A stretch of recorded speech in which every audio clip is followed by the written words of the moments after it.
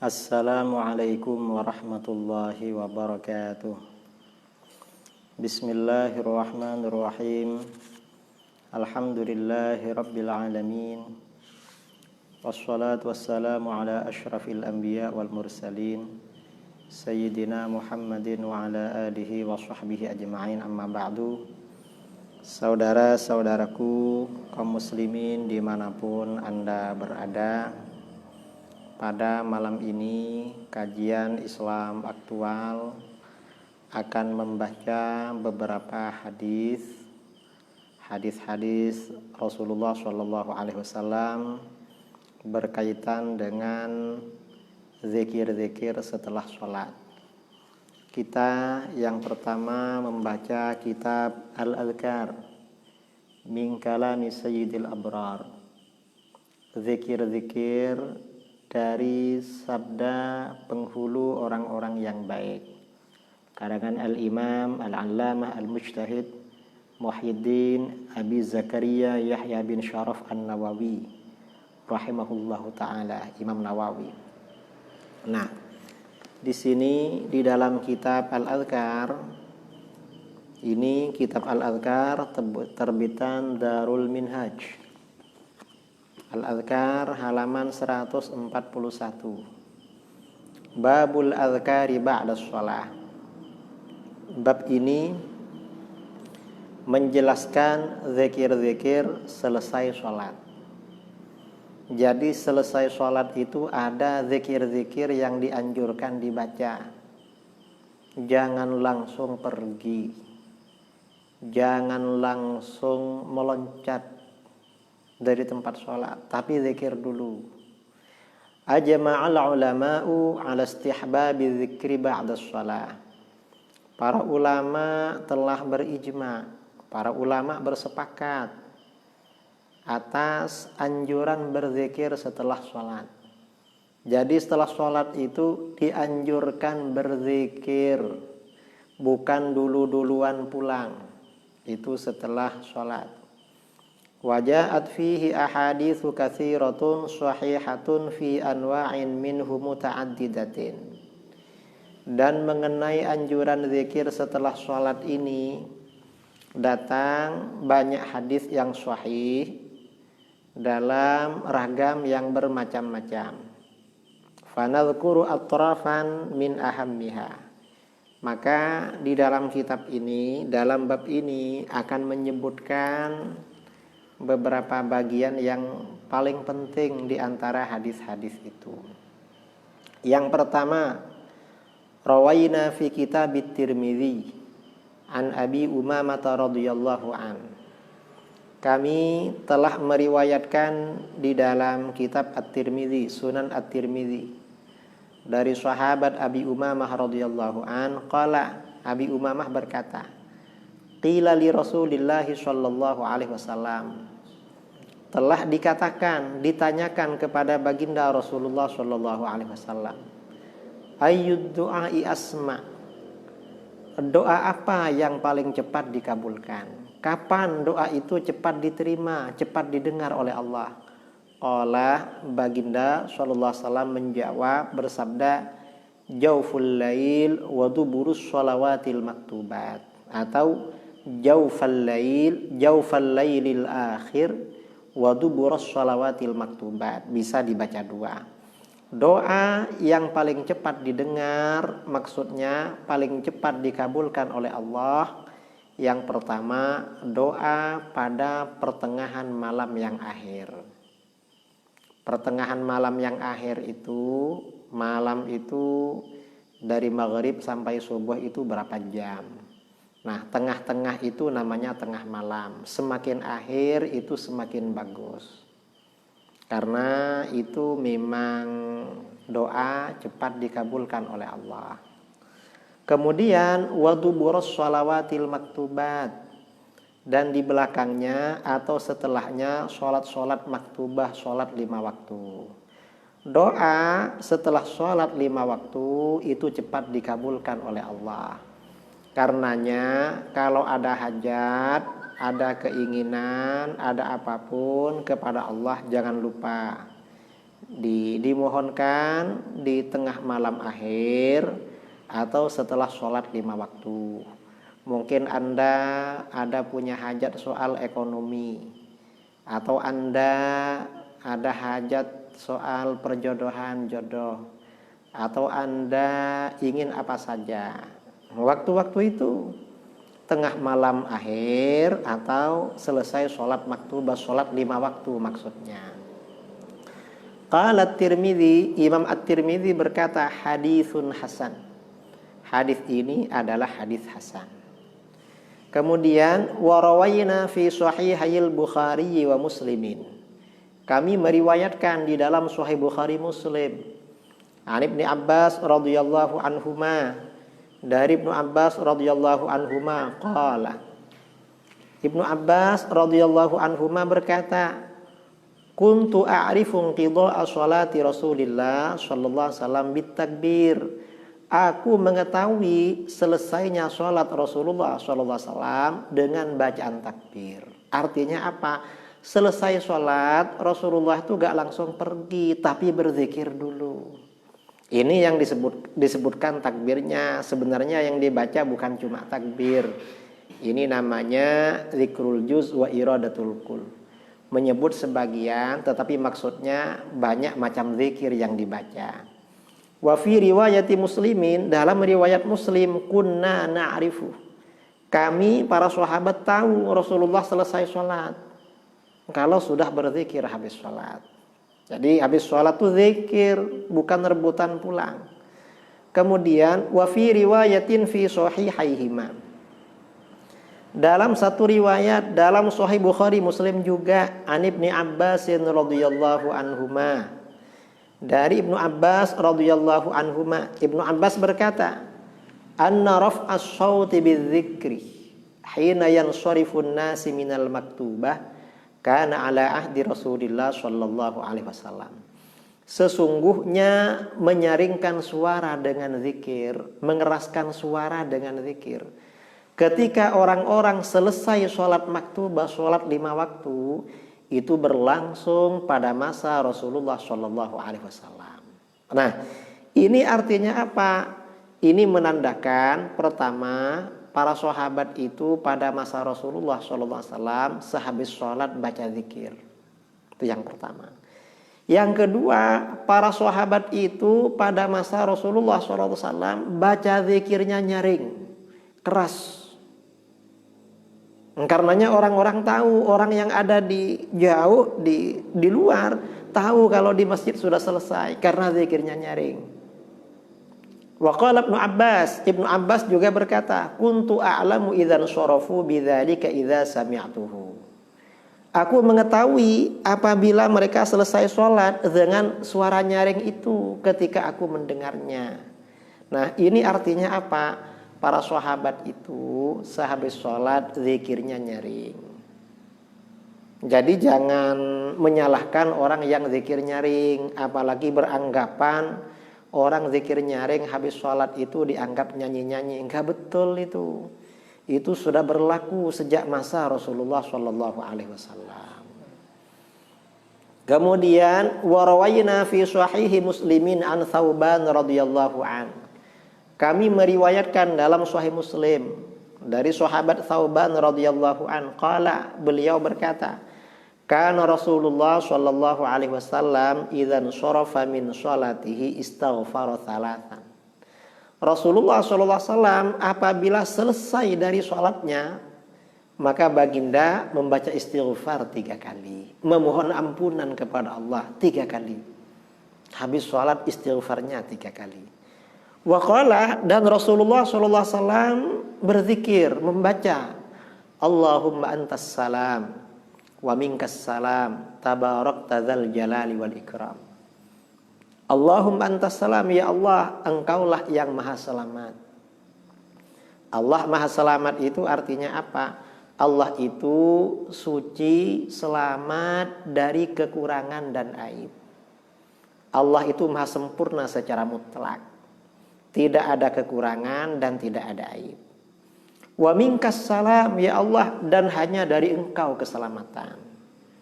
Kalau kita ini selamat, Selamat di dunia, selamat di akhirat, itu semata-mata dari Allah. Ini artinya apa? Kita memohon ampunan kepada Allah keselamatan. Keselamatan dari apa? Ya dari apa saja. Termasuk selamat dari tidak punya uang, karena gak punya uang itu pikiran bingung. Selamat dari virus corona, karena kalau kena virus corona itu terkenal. Selamat, ya pokoknya selamat dari apa saja. Atau bisa jadi yang dimaksud keselamatan ini adalah maksudnya salam penghormatan. Memohon salam penghormatan, bukan hanya selamat, tetapi lebih tinggi lagi, kita ini mendapat salam yang terhormat dari Allah Subhanahu wa ta'ala. Selamat. Contoh salam penghormatan itu bagaimana? Kita ini kalau menghadiri suatu acara di jalan tidak kena tabrak motor atau apa tuh selamat namanya. Lalu kalau sampai di tempat acara, kita ditempatkan di tempat yang terhormat, ada hidangannya, ada makanannya, itu kan lebih lagi itu. Bukan hanya selamat. Tabarakta dzal jalali wal ikram. Maha suci engkau wahai yang memiliki keagungan dan kemuliaan. Ini memuji kepada Allah. Ini hadis riwayat Muslim. Qila lil Auza'i. Imam Al-Auza'i ditanya, wa huwa ahadu ruwatil hadis. Beliau salah satu perawi hadis ya. Seorang ulama salaf. Kaifal istighfar? Gimana istighfarnya habis sholat? Qala, beliau menjawab, taqul, kamu bilang begini, astaghfirullah, astaghfirullah, astaghfirullah 3 kali. Itu istighfar sudah. Itu istighfar. Kalau lebih sempurna lagi, astaghfirullahalazim alladzi la ilaha illa huwal hayyul qayyum wa atubu ilaih 3 kali. Ingin lebih, tidak hanya mendoakan diri kita, tapi ingin mendoakan pula orang tua, mendoakan guru-guru, sahabat-sahabat kita. Lebih panjang lagi, astaghfirullahalazim li wa li walidayya wa li ashabil huquqil wajibati alayya wali jami'al muslimin wal muslimat wal mu'minin wal mu'minat al ahya minhum wal amwat. Aku memohon ampunan kepada Allah bagi dosa-dosaku, wali walidayya, dan bagi dosa-dosa kedua orang tuaku. Wali ashabil huquqil wajibati alayya, dan bagi orang-orang yang kita punya salah atau hutang budi kepada mereka. Ini berarti guru-guru kita, kerabat kita, saudara-saudara kita, orang yang pernah kita ganggu, orang yang berjasa pada kita, kita doakan kepada Allah. Kemudian wali jami'il muslimin wal muslimat wal mu'minin wal mu'minat. Semua orang Islam, orang beriman, laki-laki dan perempuan, al ahya minhum wal amwat, baik mereka yang masih hidup maupun yang sudah meninggal. Didoakan mereka semuanya tambah mantap. Mengapa tambah mantap? Karena di dalam hadis lain, riwayat Imam At-Tabarani dalam kitab Ad-Du'a, hadis hasan, Rasulullah SAW bersabda, "Malam yakun lahu malun yatasaddaqu bihi falyastaghfir lil muslimin fa innahu sadaqah." Siapa yang tidak punya harta untuk disedekahkan pada orang lain, maka mintakan ampunan kepada Allah bagi orang-orang beriman, bagi orang-orang Islam, karena itu berarti sedekah. Rasulullah agak menjelaskan bagaimana cara mendoakan orang-orang beriman. Para ulama menyusunkan doa ampunan bagi orang-orang beriman. Berapa pahala mendoakan orang beriman, mendoakan istighfar bagi orang beriman? Dalam hadis riwayat Imam At-Tabrani dalam Musnadus Syamiyyin, Rasulullah SAW bersabda, "Man istaghfara lil mu'minin wal mu'minat, kataballahu lahu bikulli mu'minin wa mu'minatin hasanatan." Siapa yang memohonkan ampunan kepada Allah bagi orang-orang beriman laki-laki dan perempuan, maka Allah akan mencatat 1 pahala bagi orang ini dengan setiap orang beriman laki-laki dan perempuan yang dia doakan. Kalau kita mendoakan seluruh orang beriman sejak masa Nabi Adam sampai sekarang, apalagi sampai kiamat, sebanyak mereka Allah memberikan pahala kepada kita. Ini istighfar ya. Kemudian istighfar. Wa rawayna fi sahihil Bukhari wa Muslimin anil Mughirah bin Syu'bah radhiyallahu an. Kami juga meriwayatkan dalam Sahih Bukhari Muslim dari Mughirah bin Syu'bah radhiyallahu an, anna Rasulullah sallallahu alaihi wasallam kana idza faragha minas shalah wa sallama qala, sesungguhnya Rasulullah sallallahu alaihi wasallam apabila selesai salat dan mengucapkan salam dari salat, maka beliau baginda berzikir, la ilaha illallah wahdahu la syarikalah, lahul mulku wa lahul hamdu wa huwa ala kulli syai'in qadir, Allahumma la mani'a lima a'tait wa la mu'tiya lima mana'ta wa la yanfa'u dzal jaddi minkal jadd. Ini zikir Rasulullah SAW sehabis sholat. Ini sunnah. Nah, ini artinya apa? Kata para ulama, ini isyarat Rasulullah itu habis sholat zikirnya nyaring.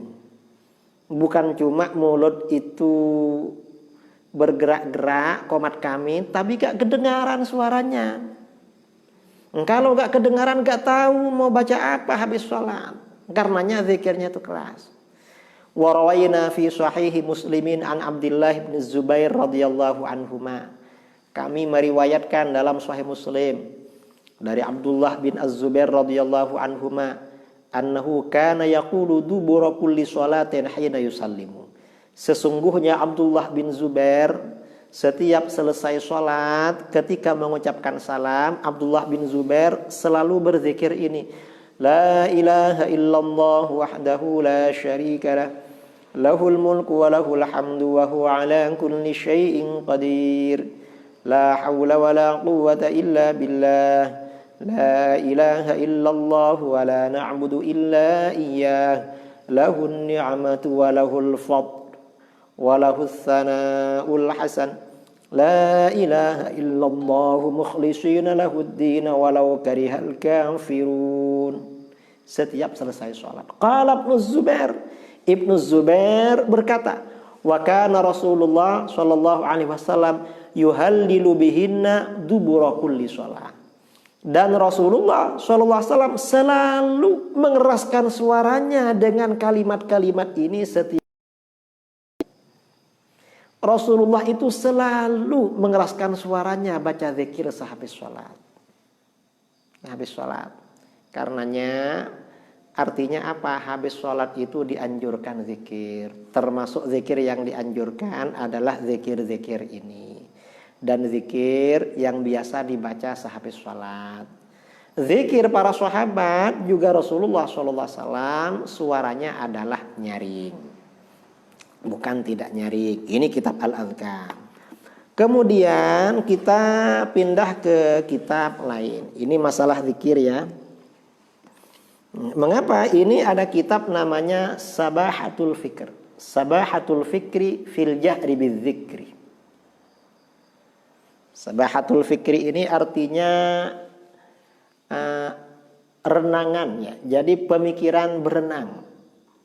Jadi pemikiran berenang mengenai menyaringkan suara dengan zikir. Kitab ini karangan seorang ulama dari India, Al-Imam Abil Hasanat Muhammad Abdul Hayy Al-Luqnawi Al-Hindi. Wafat 1304. Jadi beliau wafat kira-kira sekarang 1441. Sudah 100 tahun lebih. Ini terbitan Darussalam Mesir. Nah, ini karena ada satu golongan ya yang melarang membaca zikir nyaring. Zikir nyaring nggak boleh. Katanya berdasarkan ayat wala tajhar bi sholatika wala tukhafid biha wabtaghi baina dzalika sabila. Al-Isra ayat 110.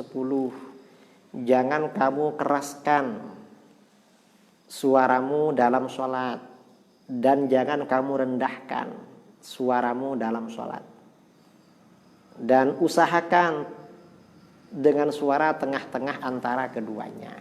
Ini katanya melarang suara nyaring. Maka bagaimana? Kata Imam Al-Luqnawi, wal jawabu anhu min wujuh.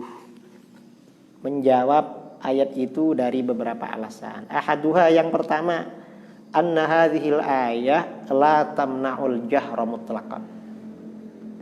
Ayat ini tidak melarang mengeraskan suara secara mutlak.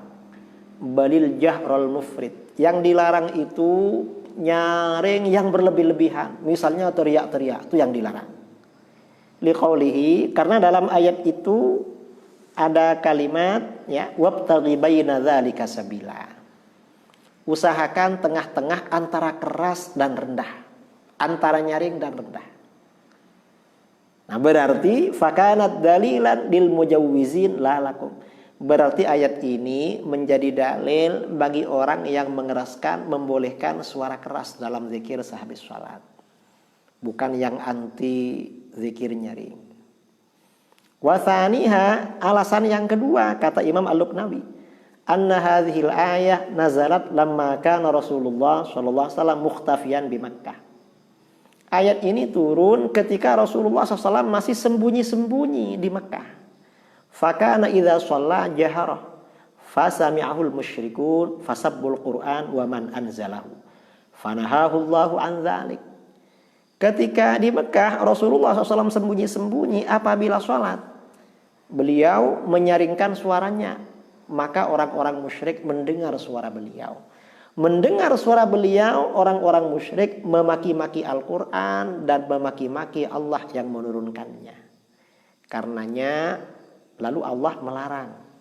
Waqala, dan Allah berfirman, Allah melarang pakai suara nyaring. Wala tajhar bi sholatik, jangan nyaringkan suara kamu dalam sholat. Maksudnya biqiraatika al-Quran fi sholah. Jangan nyaringkan bacaan Quran kamu dalam sholat. Li'alla yasma'ul musyrikun fayusubbunahu. Agar orang-orang musyrik tidak mendengar bacaan kamu, nanti mereka memaki-maki Al-Quran. Wala tukhafit biha wabtaghi baina dzalik. Tapi jangan kamu rendahkan. Kamu ambil sedang-sedang saja. Jadi sedang-sedang saja. Al-jahrul jahir wasirrul katsir sabila. Jadi kamu tengah-tengah antara nyaring yang nyaring dan pelan-pelan itu tengah-tengah. Kata akhrajahul Bukhari wa Tirmidzi. Demikian diriwayatkan oleh Imam Bukhari dan At-Tirmidzi. Waqal At-Tirmidzi berkata hasanun sahih an Ibnu Abbas. Ini hadis hasan sahih dari Ibnu Abbas. Fal man'u innama kana li idza'il musyrikin wa sabbihim wa qad zala hadza. Larangan menyaringkan suara itu karena mengganggu orang-orang musyrik ya. Karena orang-orang musyrik nanti menyakitkan dan mengganggu orang-orang musyrik dan mereka memaki-maki kita. Dan ini sudah gak ada di sekitar kita ini, gak ada orang musyrik yang mendengar. Maka larangan ini dengan sendirinya fayazulul man wa aidan, tidak berlaku. Wa nadhiruhu qauluhu ta'ala, sama dengan ini adalah firman Allah Ta'ala. Wala tasubbul ladzina yad'una min dunillah fayasubbullaha adwan bighairi alam. Janganlah kamu memaki-maki Tuhan-Tuhan yang mereka sembah selain Allah. Maka mereka orang-orang musyrik akan memaki-maki Allah dengan sewenang-wenang, dengan tanpa ilmu. Fanaha an sabbil asnam walladzina yad'un. Allah melarang memaki-maki berhala dan orang-orang yang menyembah berhala. Janganlah kamu maki-maki orang-orang yang menyembah selain Allah atau berhala-berhala yang mereka sembah selain Allah. Maka akhirnya apa? Allah Subhanahu wa taala melarang memaki-maki berhala dan para penyembah berhala, li'annahum kanu yasubbunallaha ta'ala an dzalik. Karena akibatnya mereka nanti akan memaki-maki Allah. Allah Maha Suci dari makian mereka. Waqad zala hadzal makna, dan alasan ini sudah tidak berlaku. Karena negara Arab sudah muslim, fazala hadzal nahyu. Berarti larangan ini dengan sendirinya tidak berlaku. Asyara ilaihi Ibnu Katsir fi tafsiri. Demikian isyarat dari Imam Ibnu Katsir dalam tafsirnya. Wa thalithuha, yang ketiga, anna hadhil ayah nazalat fi du'a fi tasyahhud. Ayat ini turun mengenai doa ketika tahiyat. Kama akhrajahu Tabari wa Ibnu Khuzaimah wal Hakim. Sebagaimana hadis yang diriwayatkan oleh Imam Ibnu Jarir At-Tabari. Imam Ibnu Khuzaimah, Imam Al-Hakim, hadisnya sahih. Ana Aisyah radhiyallahu taala anha. Dari Aisyah radhiyallahu taala anha. Fala dalalata laha 'alal man'il jahri bi dzikri mutlaqan. Berarti ayat tersebut tidak menunjukkan larangan menyaringkan zikir secara mutlak. Karena kalau tasyahud ya memang pelan memang zikirnya. Artinya apa? Berarti zikir sehabis sholat berlaku seperti biasa. Tidak dilarang untuk suara nyaring. Nah ini pelajaran pada malam ini ya. Mudah-mudahan bermanfaat, kita mendapat barokahnya. Kedua kitab ini mendapat barokahnya sholawat yang kita baca kepada baginda Rasulullah SAW. Insyaallah kalau tidak ada halangan dan persiapan sudah cukup, besok malam kita akan membicarakan tentang suara langit pada malam Jumat pertengahan Ramadan. Itu sebenarnya bagaimana, kita akan bicara secara tuntas, mudah-mudahan bermanfaat. Kurang lebihnya mohon maaf. Wassallallahu ala sayyidina Muhammadin nabiyil ummi wa ala alihi wa sahbihi barik wasallam tasliman katsira. Subhana rabbika rabbil izzati amma yasifun wa salamun alal mursalin walhamdulillahi rabbil alamin. Subhanakallahumma bihamdika asyhadu an la ilaha illa anta astaghfiruka wa atubu ilaik. Assalamualaikum warahmatullahi wabarakatuh.